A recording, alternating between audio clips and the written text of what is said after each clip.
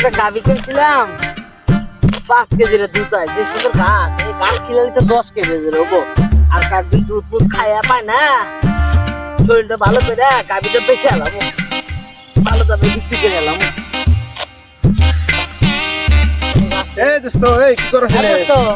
এই তো কই না সিরাজগঞ্জ উল্লাপাড়া থেকে একটা গাভী কিনছিলাম এই গাভীর লেগে ঘাস কাটতেছি তো গাবলি গাছ কেন বাইরে থেকে গেছিলাম তোর বাড়িতে গেছিলাম কে ওই গাবি মারা গেছে। হাই কি হলো আমার গাভী হলো আগে তো আমার 1 লাখ টাকার গাভী আরে কাঁদিস কেন দোস্ত?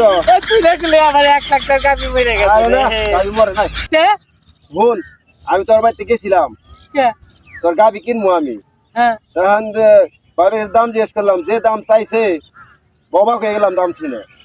কত দাম- হয়েছে দাম চাইছে 1,70,000 টাকা।